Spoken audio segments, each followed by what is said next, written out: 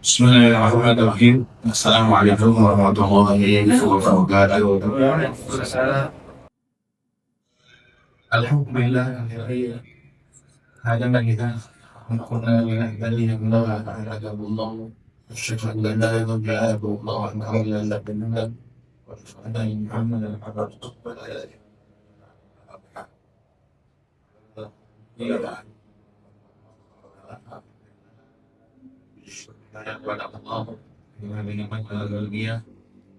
Khusus di sore ini kita sering diberikan hikmah sehat kata keluarga, selamat beberapa kita dari awal bulan ini dalam dua kali kelahiran dan bertawaf ini makanya kita belum mau itu hasilkan tentang ini. Selamat Allah Akbar.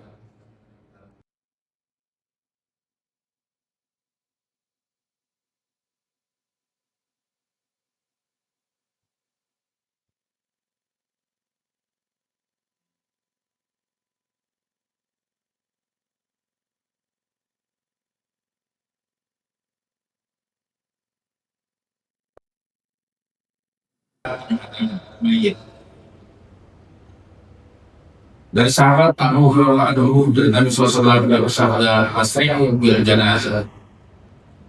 Segerakan dalam mengurus jenazah.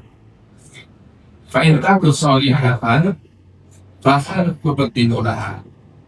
Kalau dia itu orang baik, ya segerakan bertemu dengan amal solehnya di sisi Allah Subhanahu wa taala.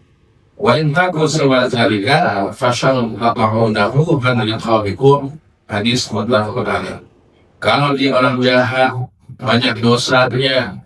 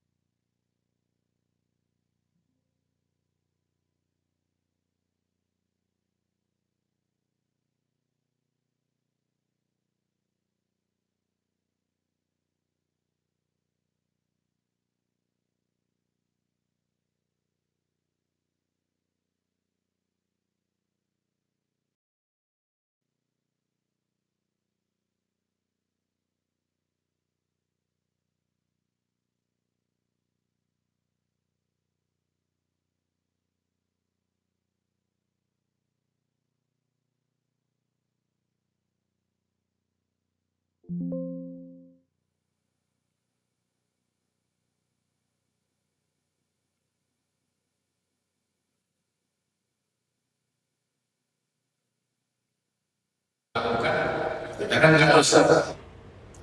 Kalau semuanya punya pikiran yang sama, itu jenazah nggak ada yang ngurusin.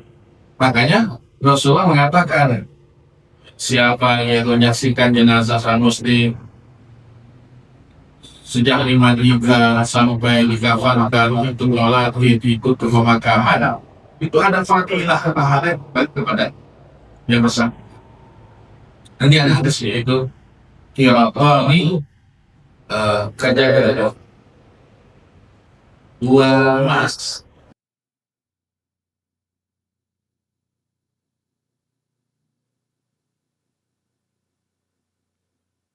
Islam adalah penghormatan dan jasa dengan urusan yang cepat, tertib dan penuh adab atau etika.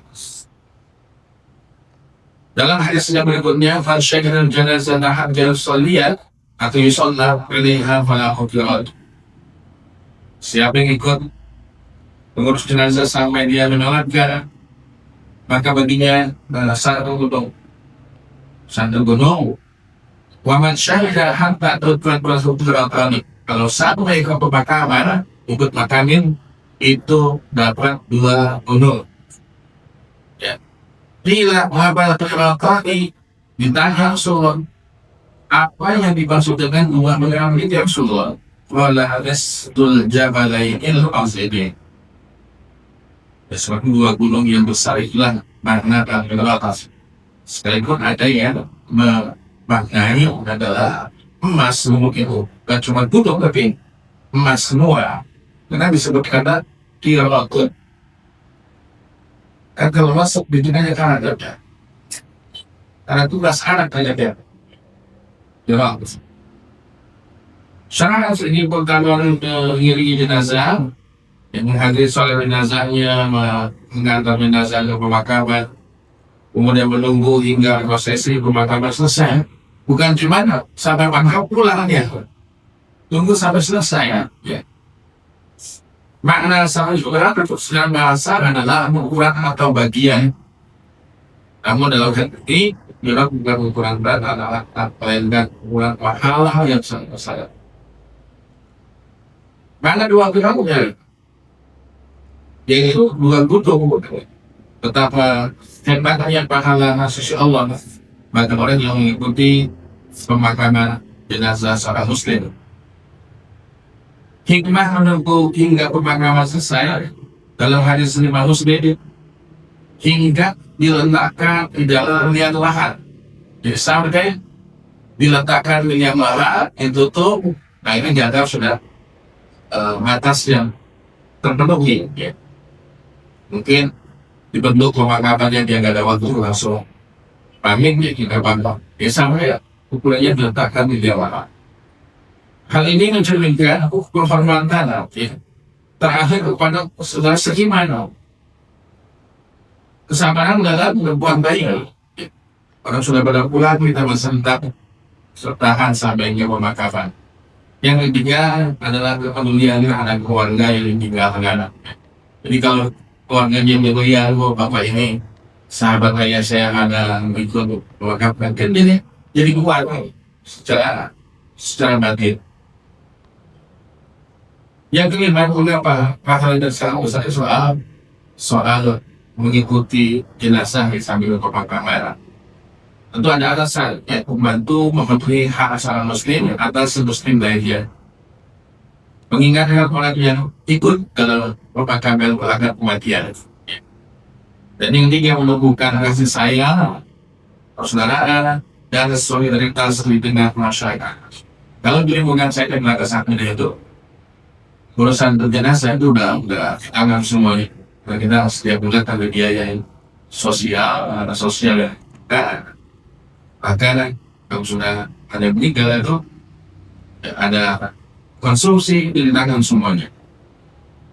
Masalah pengalaman termasuk dari tangan semuanya.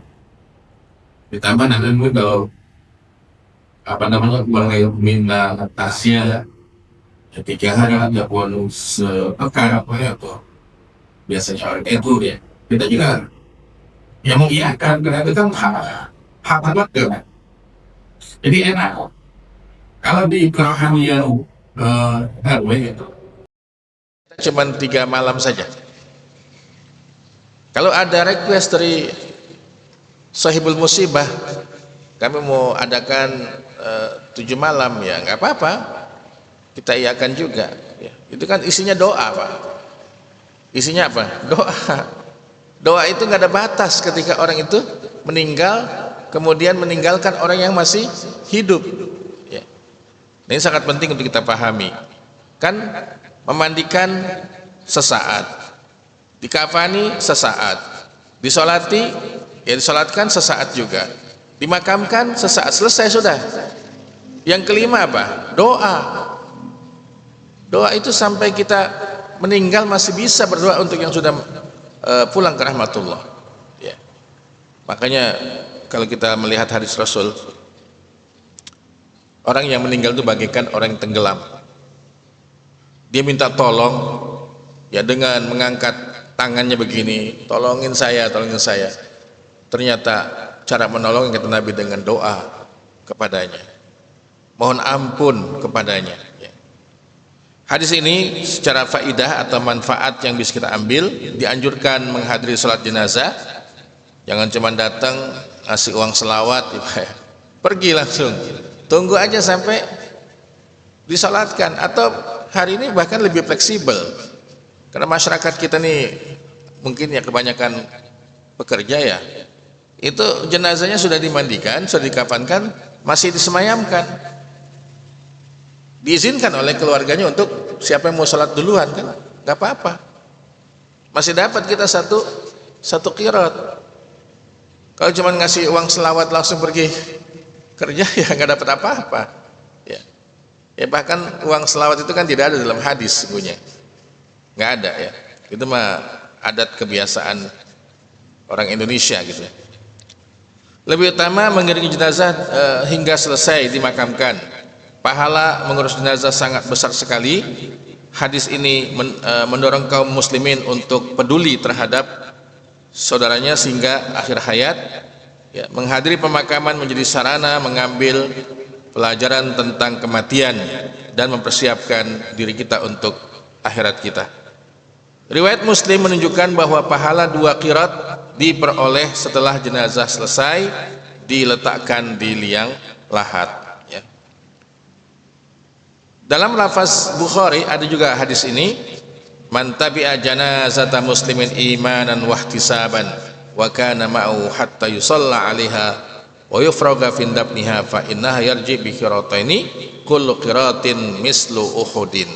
Setiap satu gunung itu ada sebesar gunung Uhud di Madinah kalau sampai pemakaman. Kenapa ada kata imanan wa ihtisaban? Ini lagi-lagi ada yang bertabrakan dengan tradisi kita, ya. Ada nggak nyolatin jenazah selesai sholat ada yang keliling ngasih amplop? Adakah di masyarakat kita yang niatnya saya mau nyolatin nanti biar dapat amplop kita? Ada kalau di masyarakat awam. Nah ini hadis inilah yang menjadi benteng kita. Kita datang memang iman, ikhlas, nggak ada harapan apa-apa, ya. Makanya antum kalau datang ke tempat tahlilan, ya dulu juga saya waktu masih di kampung gitu ya, masih kecil, ada yang meninggal tuh kayaknya setengah bahagia gitu ya. Ini ada makan gratis ini kan, buah besek, itu jadinya. Makanya hadis inilah yang menjadi patokan, ya. Udah ikhlas aja kita datang mendoakan, ada hidangannya ya alhamdulillah, nggak ada ya nggak usah menggunjingkan tentang kejelekan sahibul musibah, ya. Ini syarah hadis yang memang sangat penting untuk kita pahami. Mengiringi jenazah merupakan amalan yang sangat dianjurkan dalam Islam. Amalan ini harus dilakukan karena iman dan mengharap ridha Allah Subhanahu wa taala, bukan karena tujuan duniawi, ya. Orang yang mengikuti jenazah hingga selesai dimakamkan memperoleh 2 qirat pahala. 1 qirat bagaikan gunung Uhud, ya. Hadis ini mendorong umat Islam untuk menunaikan hak sesama muslim hingga akhir hayat. Iwas sekalian, bahwa dalam Islam ini prosesi pemakaman sangat-sangat murah biayanya. Antum bisa tanya, lakukan survei maunya di mana di Bali, ya, Hindu itu gimana kalau dia mati? Ngaben itu bukan biaya yang kecil, ya. Untuk membakar mayat saja itu, kalau yang rakyatnya mungkin kelas kastanya kasta bawah, itu ngumpulin kayu dia, keluarga yang melakukan. Tapi kalau yang sudah kelas atas, ya dia ada tempat yang memang khusus dan biayanya cukup mahal, gitu loh. Ibadah juga kita banyak pilihan. Yang nggak pakai duit ada, sholat, jalan kaki ke masjid, ke musola, puasa, ya, nggak pakai biaya. Tapi dalam agama Hindu, ya, saya berkali-kali ke Bali itu, orang membuka warung itu tabur bunga, terus sesajen, setiap hari begitu. Belum lagi yang ritual jamaah kan gitu ya, berjamaah kolektif, biaya lagi ya. Nah kita ketika meninggal dunia, udah beli kain kafan, nggak usah dijahit, nggak usah dijahit. Tukang jahit juga nolak. Baru kali ini saya dapat pesanan kain kafan dijahitkan gitu, nggak ada. Itulah hakikat manusia, datang ke dunia ini tanpa sehelai benang, berangkat dibungkus dengan kain yang tidak dijahit. Ilustrasinya kapan? Kita ketika melaksanakan ibadah umroh, ibadah haji, mengenakan kain ihram yang tidak dijahit. Itulah hakikat hidup kita di dunia ini. Jadi jamaah, jadi kita ya bersyukurlah ya. Kuburan pun nggak terlalu megah, nggak boleh dibangun dengan megah itu. Saya pernah melewati di mana nih, San Diego Hill ya. Itu kan ada yang Cina ya, ada yang Muslim. Cina itu terlalu besar ngambil space-nya itu. Ya. Kemudian ketika meninggal tuh didandanin, ya kan pakai dasi, pakai jas itu, pakai sepatu. Nggak ada di kita tuh, udah langsung kain kafan aja, ya. Jadi lebih manusiawi, lebih dihormati di dalam ajaran Islam itu. Nah hikmahnya apa? Menumbuhkan kepedulian terhadap sama muslim, mengajarkan keikhlasan dalam beramal, mengingatkan setiap muslim akan kematian dan persiapan menuju akhirat, memotivasi untuk menyempurnakan pengurusan jenazah hingga selesai pemakaman. Makanya tradisi ini kan tambahan-tambahannya, jangan juga kita katakan oh nggak boleh gitu loh. Ada satu tradisi di malam takziah atau malam tahlilan yang ketujuh, Sahibul Musibah itu menyiapkan bingkisan bagi orang yang hadir, yang datang. Wah itu nggak boleh, haram hukumnya, membebani Sahibul Musibah. Lah kalau yang mati itu orang kaya raya Pak, dia ingin bersedekah pada siapa saja, apa salahnya? Kayak Haji Yasin yang sudah nggak boleh beli tanah di masa hidupnya, kan ketika meninggal tuh dia ya bersedekah lah. Bagi yang tidak mampu ya kita bantu juga, jangan sampai menjadi beban ya.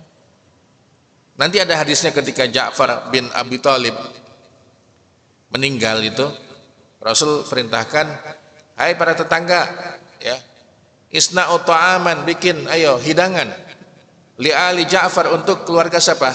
Ja'far, fa innahum amrun yushgiluhum, karena keluarganya tuh sedih. Ja'far anaknya banyak, terbunuh dalam perang apa tuh di Romawi itu, perang Mu'tah kalau nggak salah, sampai Rasulullah diperlihatkan tubuhnya Ja'far itu putus dua itu di tangan musuhnya bangsa Romawi. Nabi menangis gitu loh, ayo bikin makanan, ya, bikin mereka itu ya mengurangi rasa sedihnya lah. Nah ini hadis kan bisa diambil dalam hukumnya. Oh gitu ya, kalau ada tetangga meninggal, ini tetangga sebelah ngasih air aqua ataupun mineral, ini ngasih kue, ini bawa buah. Nah itu yang kita amalkan dalam hadis. Jangan konteksnya mengharamkan hidangan yang dinikmati di tempat takziah. Mana nasnya yang bisa mengharamkan? Nggak ada ya. Toh semua minuman dan makanan di situ datang dari tetangga. Ini ibaratnya apa kalau bahasa kitanya, paguyubannya, masyarakat yang guyub gitu loh. Jangan cuek ketika ada yang meninggal. Pak bapak nggak takziah, nggak nyolatin itu warga yang meninggal. Lah saya mah kagak diundang katanya. Nah, kapan kita butuh undangan ketika itu soal kematian ya? Tahu dari pengumuman langsung mubadarah menuju tempat itu, apa yang saya bantu nih ya. Jadi kita harus apa, proaktif ya. Senang itu. Jadi kalau kita kompak dalam urusan kematian itu ya warga yang bagus secara keislaman. Annahu ra'a an-nabi SAW wa Abu Bakr wa Umar yamshuna amamal janazah. Bolehkah kita berjalan ketika mengiring jenazah ke pemakaman di depan? Ya. Ya, kalau ngiring kan biasanya di belakang, kok di depan gitu ya. Secara hukum itu diperbolehkan, tetapi abdolnya yang bukan petugas. Ya, kalau ini kan ada petugas yang suka bawa bendera kuning ya, naik motor berdua gitu, dia begini-gini tuh. Nah, itu di depan, masih di belakang gitu. Silakan itu. Jadi kalau hukum ini diambil dengan bijak, oh iya, boleh di depan jenazah. Tapi yang tidak berkepentingan di belakang, di samping kanan atau di samping kirinya. Nah, dengan begini fikihnya itu selesai. Ya. Ingat, kalau kita bicara fikih, dia adalah murunah. Apa murunah itu? Fleksibel. Jangan ngaji fikih kaku. Di mana ada fikih itu kaku? Ya, fikih itu fleksibel. Makanya ijtihadnya itu mengikuti metode para ulama. Kita akan aman. Ya. Contoh kalau kita ambil hadis. Ambil hadis, Pak.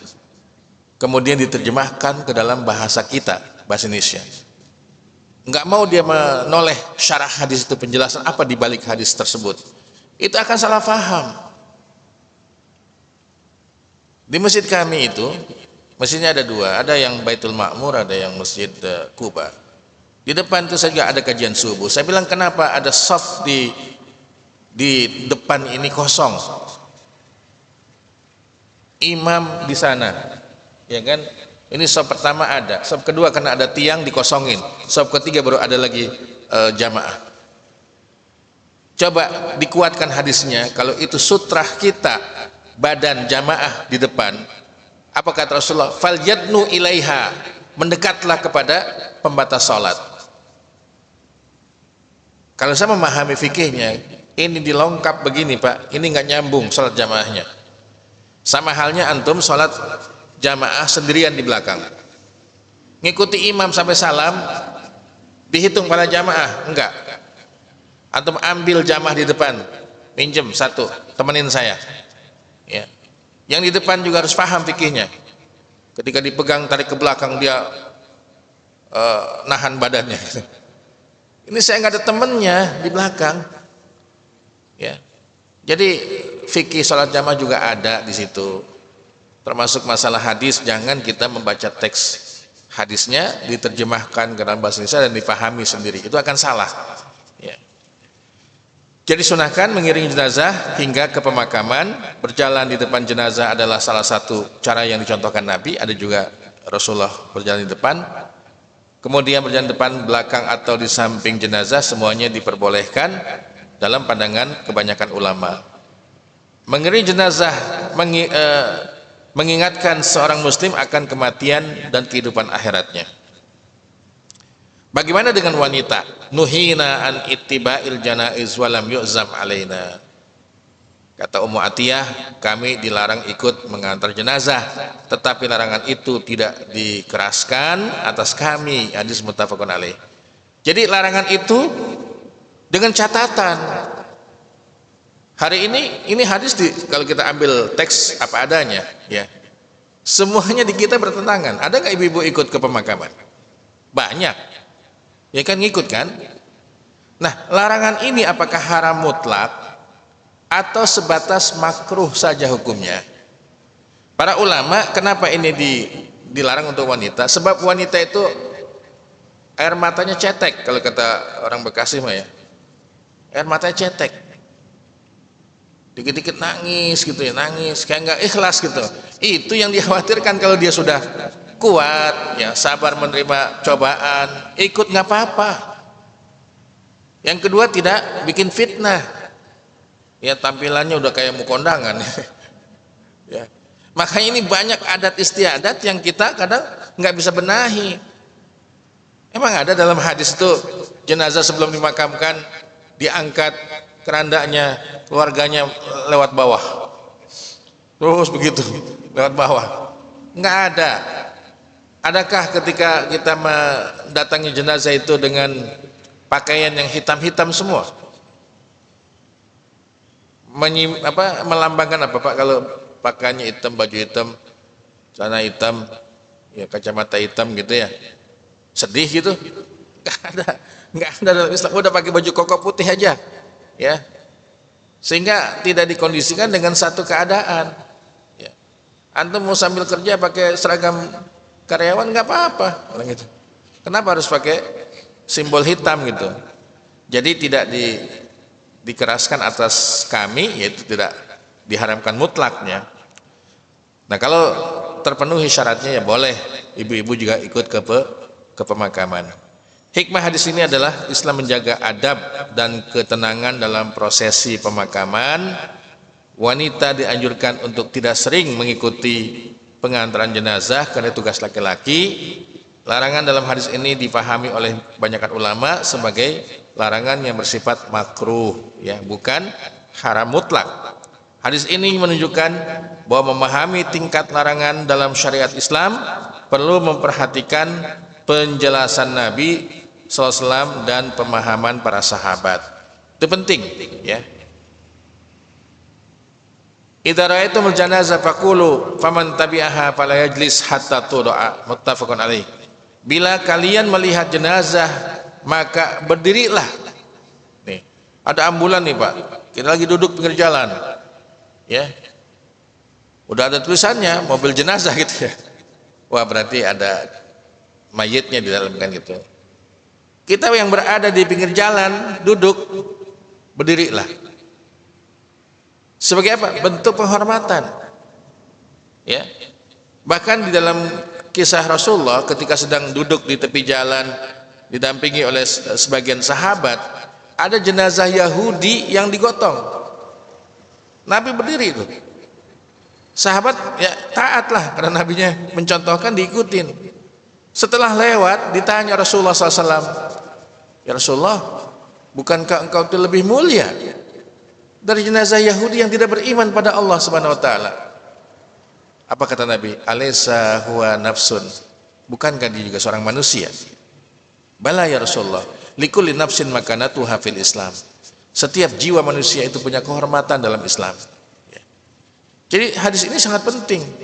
Pokoknya ada jenazah, mau itu orang beriman, ya, ataupun bukan, kita harus menghormati sebagai manusianya. Yang tidak boleh apa Pak? Mendoakan, itu nggak boleh. Masa udah ketahuan dia bukan muslim, takziah didoain Allahumma gfirlahu warhamhu wa'afu anhu. Doa ini sangat mahal, ya. Ini khusus buat orang yang muslim. Dan juga jangan duduk.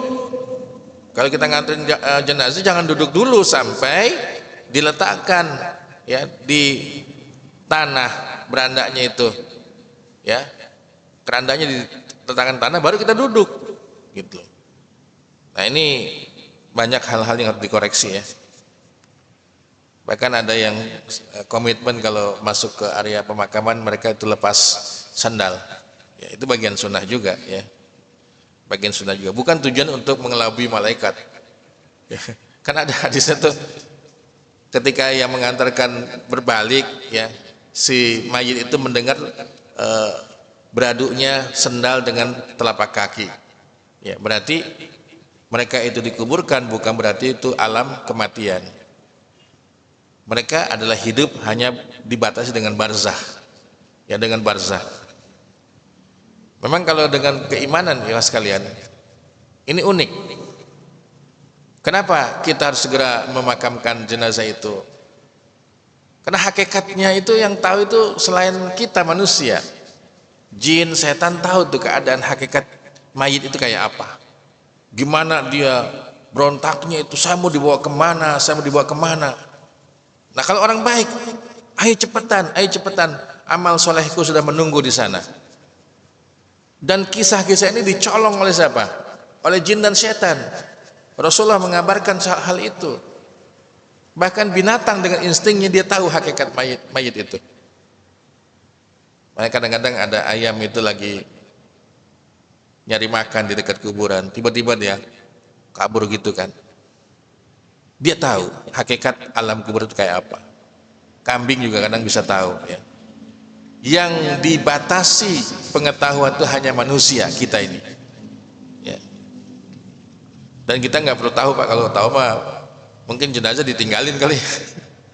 Takut kitanya, ya. Adkhalal mayyit atau adkhalal mayyita min qibal rijlai qabri wa qala hadha minas sunnah. Kan kalau menguburkan mayat itu wajahnya di sebelah utara ya, kakinya di sebelah selatan, menghadap kiblat nanti begitu miringnya. Ini mau dimasukin ke liang lahat dari mana coba? Umumnya dari depan, umumnya. Ini kuburan nih, orang masuk ke dalam, ditanggapin jenazah kan, ngantrinya begini tuh, ya. Dalam hadis ini dari kaki, mana posisi kaki? Sini. Jadi dari sini masukin, ini kuburan pas di sini. Nah, dari sini masukinnya badan mayit itu. Ya. Itu minas sunnah dalam riwayat ini. Wa hadza minas sunnah. Ya kalau sunnah ya afdoliyah, afdolnya begitu. Tapi saya selama ini menyaksikan dari depan.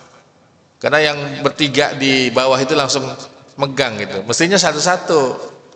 Dari sini dulu digotong, sini terus begitu. Sampai posisi badannya itu pas dengan liang lahat itu, ya. Ya kalau antum berani nanti koreksi. Ini hadisnya gitu loh, ya. Tetapi bukan berarti dari posisi lain tidak boleh. Ya. Boleh, karena medan pemakaman itu beda-beda gitu loh kondisinya. Nah, melalui arah kedua kaki kuburan ini yang menjadi sunnah di dalam hadis ini, cara yang paling dianjurkan, ya. Nah, hikmah hadis ini apa? Dianjurkan mengikuti tata cara pemakaman yang dicontohkan para sahabat. Memasukkan jenazah dari arah kaki, ya, kaki kubur ini termasuk sunnah menurut sebagian ulama. Syariat Islam mengutamakan kemudahan. Apabila tidak memungkinkan, boleh dilakukan dengan cara lain. Ya, pemakaman hendaknya dilakukan dengan penuh penghormatan dan menjaga martabat jenazah. Ya. Kalau memang harus pakai peti jenazah ya pakai gitu loh. Karena memang jasadnya itu tidak utuh. Ya. Kayak pesawat jatuh itu, Pak. Gimana itu bentuk tubuhnya itu? Kalau cuma dibungkus pakai kain kafan ini kayaknya tidak menghormati kita, akhirnya pakai peti jenazah, ya. Atau tubuhnya sudah membusuk, ya. Jadi masalah ini masalah fikih. Kalau memang harus pakai kain kafan ya silahkan dalam kondisi normal gitu, mayitnya itu. Nah, ketika diturunkan jenazah itu ke pemakaman ada bacaan yaitu Bismillahi wa ala millati Rasulillahi sallallahu alaihi wasallam. Ya, ketika diturunkan yang menyaksikan ikut membaca ini Bismillahi wa ala millati Rasulillahi sallallahu alaihi wasallam. Kasru izamil mayyiti kakasrihi hayyan. Mematahkan tulang mayit adalah sama halnya dengan mematahkannya dalam keadaan hidup. Nggak boleh, Pak, ya, dipatahin tulangnya. Ini kejadian almarhumah ibu mertua saya ini. Memang sudah kena stroke dan kaku. Jadi begini kakinya itu. Ditarik itu nggak bisa patah. Sehingga ketika dibungkus dengan kain kafan ya ini agak menonjol begitu. Ya saya bilang biarin aja dengan kondisi normal, beda dengan yang lain. Karena kalau ditarik itu kata dokter akan patah tulangnya, ini sama aja kita menyakiti dia. Luar biasa coba. Jadi saya menyaksikan semua bacaan hadis ini. Ternyata yang di alam kubur itu alam kehidupan. Amwat kena beda dengan kita. Dia sudah tidak bisa berjalan dengan sendirinya. Tapi alam itu alam kehidupan. Iya, jeritan kubur itu ada sepanjang waktu, Pak. Ya. Maka kalau ada suara gaib itu nyampe ke kita, ya, itu bukan hal yang sifatnya mustahil dalam kehidupan kita itu. Suara apa ini ya, kan gitu. Nah itu pasti ada, Pak. tempat-tempat kejadian, bawahnya kecelakaan, kok kayak ada suara aneh gitu loh. Iya, masing-masing kita itu ada korinnya. Nah, jin korin itu ketinggalan di situ. Yang ditemani selama ini sudah dimakamkan, ya. Tapi lama kelamaan dia juga akan hilang, ya. Jangan dikultuskan, oh ini tempat yang sangat menakutkan, ya, angker sekali, jangan Pak, ya. Harus diantisipasi dengan bacaan-bacaan doa kita. Nah, syarah singkat hadis ini adalah hadis dari Aisyah binti Abu Bakar As-Siddiq, menegaskan bahwa kehormatan seorang muslim tetap terjaga meskipun ia telah meninggal dunia. Rasulullah bersabda dengan hadis tadi itu, mematahkan tulang mayit sama seperti mematahkan ketika ia masih hidup. Nah, bagaimana tuh yang ngambil kuliah di kedokteran tuh? Itu kan memburu mayit yang nggak ada identitasnya. Saya pernah ada kawan tuh kuliah di kedokteran, dia itu dapat beasiswa, ya, di sana di Karachi University. Nah, kawan dari Islamabad main ke tempat dia, di tempat tidurnya Pak, itu tulang-tulang mayat. Buka tuh, ada simpanan saya tuh katanya, waktu buka, ya, tengkorak manusia. Ada dia nggak berani nginep di situ, so pindah katanya. Dia mah biasa karena dokter kan, dia itu lagi kuliah. Nah, ini gimana? Berarti kena hadis ini dong gitu. Kalau tujuannya itu adalah ingin mendapatkan ilmu pengetahuan, ya, maka dengan cara itu ya tidak ada masalah, gitu loh. Tulang belulang itu mungkin diambil dari makam-makam yang sudah lama gitu ya, digali gitu. Kalau dia sih bilang ada jenazah kecelakaan dan keluarganya nggak ada yang menjenguk gitu loh, nggak ada yang menjemputnya, ya udah kita manfaatkan mahasiswa kedokteran itu, ya kan, kembali kepada hadis innamal a'malu binniyat, ya. Dia untuk mengobati, ya, orang yang masih hidup gitu. Gimana sih tubuh manusia itu? Kemudian al-hadu ilalahdan li lahdan wansibu alal labani nusban kama suni'a bi Rasulillah SAW, rawahu Muslim. Galilah liang lahat untukku dan pancangkanlah batu-batu untukku seperti yang telah dibuatkan untuk Rasulullah SAW. Hadis ini riwayat Imam Muslim, ya. Jadi batasan makam itu yang pertama harus ada liang lahatnya. Kemudian kata Sa'ad, ya, mengikuti sunnah Nabi SAW dalam urusan pemakaman merupakan amalan yang dianjurkan, ya. Kemudian dikasih syak, yaitu lubang di tengah kuburannya, ya, seperti apa yang Nabi contohkan, ya. Ketika Nabi makamkan, ya, bentuknya kan sahabat yang sudah mencontohkan itu. Hikmahnya apa? Disunahkan membuat liang lahat apabila kondisi tanah itu memungkinkan. Mengikuti tata cara Nabi SAW merupakan bentuk kecintaan kepada sunnahnya. Syariat Islam memberikan kemudahan apabila lahat tidak memungkinkan. Boleh menggunakan cara lain yang lebih aman, ya. Yang penting kan tidak diacak-acak oleh binatang buas. Maka kedalaman makam itu seperti apa tergantung keadaan. Ya, kalau di gurun Sahara yang tandus banyak binatang buas, ya harus dalam kan gitu. Kalau di kita kayaknya nggak ada ya binatang buas ngacak-ngacak kuburan itu, ya. Ya udah sesuai dengan kebiasaan di tempat kita. Pemakaman hendaknya dilakukan dengan menjaga kehormatan jenazah dan sesuai tuntunan syariah. Warufi'a qabruhu anil ardi qadra shibrin, ya. Ditinggikan kuburan itu seukuran sejengkal. Shibrin ini apa nih maknanya? Ya, sejengkal dari tanah. Jadi kalau di Madinah, di Ma'la itu rata, ya. Itu kan setelah revolusi Ali Saud dengan menggandeng ulama namanya Syekh Muhammad bin Abdul Wahab. Ada sejarah sebelum itu, sebelum adanya Syekh Muhammad Abdul Wahab, itu banyak orang Saudi yang mendatangi kuburan sahabat kemudian meminta kepada kuburan itu, menyembah bahkan. Akhirnya dimusnahkan semua itu, kuburan dibikin rata semua, nggak kelihatan jejaknya. Padahal tanah kuburan boleh ditinggikan sejengkal untuk membedakan ini tanah biasa atau tanah ada mayit di situ. Nah ini hadis ini, sejengkal kan tinggi ya, lumayan lah ya, tinggi juga itu. Kemudian naha Rasulullah an yujassas al-qabru wa an yuq'ada alaihi wa an yubna alaihi. Ada 3 di sini. Rasulullah SAW melarang untuk menembok kuburan. Kuburan yang ini maksudnya bukan batas area ya. Kalau batas area boleh. Ini kuburan satu-satu ditembok gitu loh. Kemudian duduk di atasnya dan membangun di atasnya. Ini pun kalau kita terjemahkan apa adanya, kita bisa salah paham.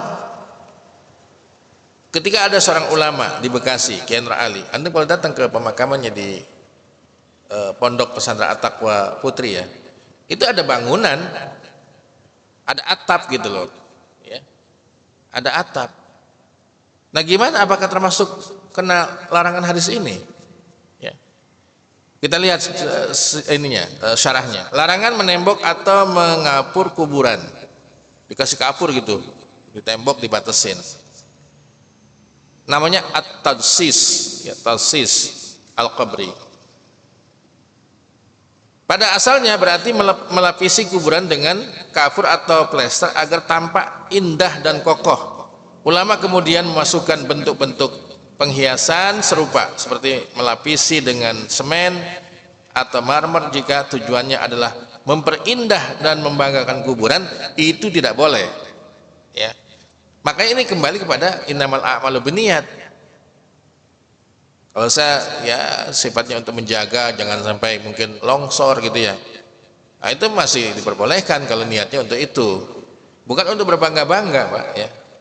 Maka hikmahnya antara lain mencegah sikap berlebihan terhadap kuburan, menjaga kesederhanaan dalam pemakaman, menghindari pemborosan harta untuk mayit, ya, menutup jalan menuju pengagungan kuburan yang dapat berujung pada praktik-praktik yang menyimpang. Ya, makanya kalau kuburan wali ini harus dijaga ketat. Ya. Karena orang awam bisa jadi ya tersesat gitu loh. Ya, termasuk Kiai Nur Ali itu ada dulunya itu masih tanah ya atas kuburannya itu pada ngambil dimasukin ke kantong plastik dibawa pulang. Pas dilihat kok ini lama-lama jadi legok gitu loh, permukaan makam itu akhirnya ditutup pakai batu ya. Jadi cegah yang begitu, makanya kuburan nggak boleh dikasih lampu penerangan. Kalau dikasih lampu nanti ini banyak yang datang ya mengkeramatkan jenazah yang ada dalamnya, itu yang kita khawatirkan. Maka ada istilahnya sadduz zara'i, menutup celah, orang itu nanti akan tersesat ya. Larangan membangun di atas kuburan termasuk juga ini ya, jangan tato megah. Tapi kalau di kita tokoh-tokoh dan pahlawan itu kan dibangun ya, kayak Bapak proklamator di mana di Blitar ya, pasti dibangun pasti itu Pak ya. Saya pernah ziarah ke makam Pak Harto itu di Giri Bangun ya, Giri Bangun. Ya memang di kaki gunung gitu dibangun, dan itu memang sifatnya ya menghormati lah, nggak apa-apa gitu ya, menghormati. Kemudian pelajaran yang dapat diambil, Islam mengajarkan penghormatan pada orang yang telah meninggal dunia tanpa berlebihan. Kuburan hendaknya dibuat sederhana. Larangan tersebut bertujuan menjaga kemurnian tauhid ya. Kebutuhan praktis seperti memberi tanda sederhana agar kuburan dikenal, silakan saja ya. Kalau di Saudi itu nggak ada nama Pak, batu nisan itu nggak ada ya. Ternyata ini dalam Bulughul Maram boleh, supaya dikenali, oh ini makam ibu saya, ini makam ayah saya, ini makam nenek saya, itu boleh gitu loh. Nabi SAW ala Utsman bin Maz'un wa atal qabra fahasya alaihi salasah hasayat wa huwa qaimun rahu ad-Darul Qutni. Jadi kalau kita ikut pemakaman, boleh kita itu ngambil sebagian tanah kemudian kita letakkan di kuburan itu, ya. Hasasiyat itu berapa? 3 genggaman lah Pak, ambil, atau sedikit kita ambil dari galian itu, kita taruh 3 kali aja itu udah bagus, ya. Jangan diserahkan kepada siapa? Penggali. Kita kan cuma nonton, ngeliatin, udah ada yang gali kuburan. Nah, tanah yang digali itu ketika mau diproses pembentukan makam, kita harus meletakkan minimal tuh salasa hasayat, ya, 3 gumpalan tanah. Ini termasuk yang disunahkan. Dianjurkan ikut serta dalam proses penguburan, menaburkan tanah 3 kali merupakan amalan yang baik menurut banyak ulama, bukan suatu kewajiban, ya, sunnah itu. Pemakaman hendaknya dilakukan dengan penuh penghormatan, kesederhanaan dan kepedulian terhadap sesama muslim. Nah, apabila selesai mayit sudah dibentuk pemakamannya dan sudah ditimbun, maka kata Rasulullah, istaghfiru li akhikum, banyaklah mohon ampun untuk saudaramu, wasalullahu tasbit, dan mintalah, ya, kemantapan di dalam menjawab pertanyaan malaikat. Fa innahul an yus'al, saat ini dia sedang ditanya, ya. Makanya ada talqin itu, disebut namanya, ya fulan bin fulan, idza ja'akal malakani wa yas'alanaka marabuka wa man nabiyuka wa ma dinuka wa ma kitabuka wa ma kiblatuka faqul, kata Nabi, kalau nanti 2 malaikat datang padamu dan bertanya kepadamu, siapa Tuhanmu, terus jawablah, Allah Tuhanku. Itu namanya talqin, ya. Kemudian juga disunahkan membaca la ilaha illallah 3 kali, ya. Idza suwiya 'alal mayyit qabruhu, apabila sudah dibentuk kuburan itu, maka disunahkan, ya, ya fulan, disebut aja namanya, bapak siapa gitu, ya, bapak ini, kul, katakan la ilaha illallah, la ilaha illallah, la ilaha illallah. Ya fulan, kul rabbi Allah wa dini al-islam wa nabiyyi Muhammad sallallahu alaihi wasallam. Itu pun termasuk amalan yang disunahkan. Nah, tentang ziarah kubur itu dulu pernah dilarang oleh Nabi. Kenapa? Sebabnya iman sahabat masih lemah. Ketika sudah kuat, maka dihapus hadisnya dan diperintahkan untuk melakukan ziarah kubur. Kenapa? Dia itu adalah mengingat akan akhirat dan kematian, ya. Jadi memang sunnah Pak, karena hadis yang melarang itu udah dihapus, ya. Jangan dipakai kalau dihapus itu oleh Rasulullah. Kemudian Rasulullah bersabda, la'ana zairatil qaburi, wanita-wanita yang banyak ziarah kubur itu dilaknat oleh Rasulullah. Nah, ini pun hadis ini jangan dilihat apa adanya. Kalau ziarahnya itu masih meratapi, nangis di depan makam ibunya, ya, mungkin dia dizolimi sama saudaranya, nangis di depan, nah itu nggak boleh. Kalau ziarahnya biasa, saya kepengen, ya, mengingat kematian, mendoakan ibu saya dari dekat, maka seorang wanita datang ke makam itu nggak ada masalah, ya. Jadi larangan ini bagi wanita berziarah kubur apabila dipastikan menangis dan meratapi atas mayit, ya. Sebagian ulama membolehkan bila berziarah sesuai dengan tuntunan syariah. Perbedaan dalam masalah ini merupakan ijtihadiyah. Baik jamaah, mungkin masalah meraung-raung nangis nggak boleh, ya, di depan kuburan. Mayit akan ditambah siksaannya dengan tangisan keluarganya yang tidak ikhlas, ya. Ini berbahaya. Rasul juga pernah nangis di depan kuburan, ya, anak perempuannya ketika dimakamkan. Kalau nangis biasa boleh. Ibrahim anak Rasulullah meninggal, Nabi nangis kelihatan, ya, meneteskan air mata, itu boleh. Nah, jangan memakamkan mayit di waktu malam kecuali dalam kondisi terpaksa, ya. Makanya tunggu sampai besok pagi Pak, ya. Itu termasuk hadis. Nah, ini terkait Ja'far yang terbunuh, Nabi minta kepada tetangga untuk bikin hidangan. ya. Artinya konsumsi tahlil itu boleh ya. Kemudian ini sudah kita pahami. Kalau kita datang ke makam, maka mengucapkan assalamu ala ahlil kubur, ala ahli diyar minal mu'minin wal muslimin dan seterusnya. Kalau lewat kuburan gimana Pak? Boleh, lewat aja, kita naik kendaraan ya, boleh itu pelan-pelan mengucapkan assalamualaikum ya ahlal kubur minal muslimin wal muslimat ya, antum sabikun wa nahnu bikum insyaallah lahikun. Kemudian nggak boleh kita mencerca, menggunjingkan mayit udah meninggal, jangan diomongin Pak kejelekannya, jangan ya. Yang ada tuh omongin kebaikannya supaya apa? Nambah pahala ya. Keburukan kalau itu salah kita omongin, kita nanti mau minta maaf ke siapa? Orang yang sudah meninggal ya. Pokoknya ditutup soal keburukan almarhum, almarhumah. Yang kita gali adalah kebaikan-kebaikannya ya. Baik, itu mungkin terkait kelengkapan bab janaiz, yaitu prosesi pemakaman dan adab terhadap al-mayyit. Bila ada yang ditanyakan silakan Pak. Bila ada.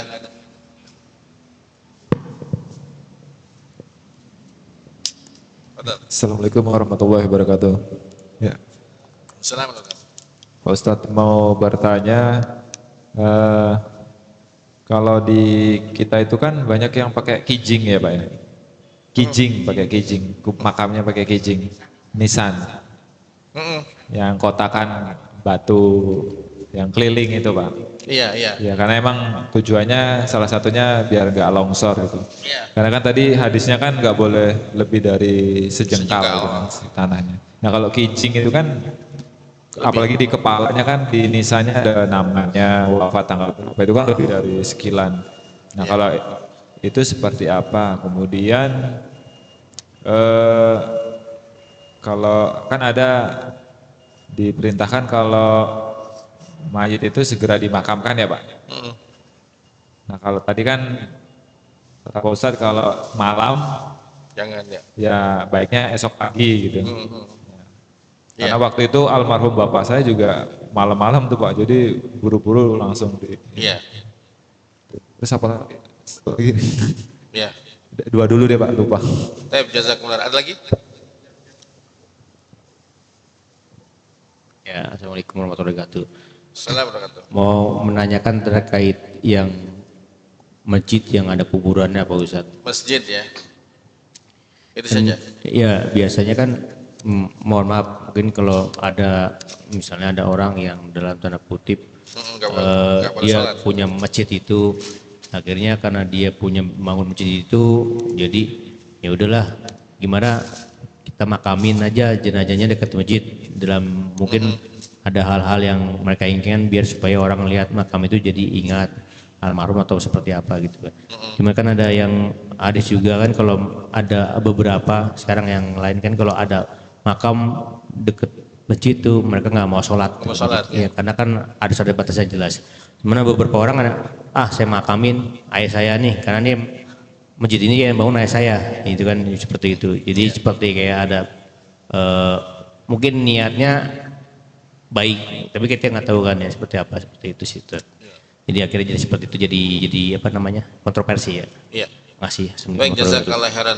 Ya memang masjid-masjid di kampung itu ada beberapa yang pas banget di depan jamaah sholat ya. Itu ada makam. Dan biasanya itu makam keluarga yang mewakafkan tanah itu untuk masjid. Ya. Nah, apakah ini termasuk tidak boleh kita sholat di dalam masjid itu? Kalau sudah ada batas, ya Pak, batas tembok, ya, maka hal itu sudah tidak berlaku. Kan sudah ada batas. Bahkan lebih dipertajam lagi kalau batas lebih banyak. Ya, contoh di Masjid Nabawi, kalau kita berada ya sholat di sayap sebelah kiri masjid, itu lurus dengan makam Rasulullah dan dua sahabatnya di situ. Ini kan sama saja, cuman kan Dewan Kemakmuran Masjid Nabawi itu membatasi dengan makam itu dibatasi dengan tembok, yaitu rumah Rasulullah. kemudian dibikin lagi tembok lapisan kedua sampai tembok masjid, ada 3 lapis. Ya, kalau kita melihat hukum yang ada di Masjid Nabawi, di masjid kita, ya, kalau udah ditembok ya sudah, nggak kelihatan lah kuburan itu, supaya kesannya kita tidak menyembah kuburan gitu Pak, dan bersujud kepadanya, itu aja kan maknanya. Cuma ada satu masjid yang di dekat Ramayana itu namanya Masjid Al-Istirahah ya. Nah ini jendelanya kaca, jadi kalau kita sholat itu kelihatan makamnya. Nah itu yang begitu ditutup, mestinya nggak ada celah, ya. Karena memang makam itu Pak, makam umum luas itu. Ini semua area masjid kena makam di depannya, ya. Saya kan kalau yang anti secara prinsip dia nggak akan pernah sholat di situ, ya. Nah ini hal-hal yang sifatnya rancu harus dijelaskan, diamankan gitu. Di Masjid Al Hidayah, antum tahu dekat Polsek Cikarang Barat, itu kan ada makam di situ. Cuman kan ya udah dibatas tembok, kemudian ada jalan, ya. Itu lebih aman lagi kalau ada jalan setapak orang lewat situ, ini makamnya di sebelah jalan, ini masjid, itu sudah aman gitu loh. Semakin dibentengi dengan tembok yang tinggi dan tidak terlihat, itu lebih aman buat kita. Ya bagi yang mengharamkan secara prinsip pribadi ya silakan saja gitu loh. Nanti takutnya kalau punya konsep begitu pemahaman, itu masjid ditinggalin. Sayang amat gitu ya. Mendingan diselesaikan dengan cara ditutup, nggak kelihatan. Siapa yang ngeliat kuburan kalau ditutup kayak tembok begini? Itu satu. Kemudian yang kedua tadi, batas makam sejengkal itu di kita kan sudah ada ya dibentuknya. Nggak apa-apa Pak, itu kan ukuran standar yang diberikan oleh ulama dalam hadis tadi, untuk tujuannya membedakan ini ada mayit, jangan diinjek, ya. Kan kita nginjek itu nggak boleh Pak. Inilah sulitnya kalau pemakaman itu di kampung. Kalau yang sudah dikelola oleh pemerintah Pemda kayak di Wanajaya itu bagus, jadi ada celah bagi penziarah itu nggak nginjek-nginjek makam. Coba kalau kita makamin di pemakaman yang sudah lama di kampung ini sekitar kita itu, nggak ada celah buat jalan, ya.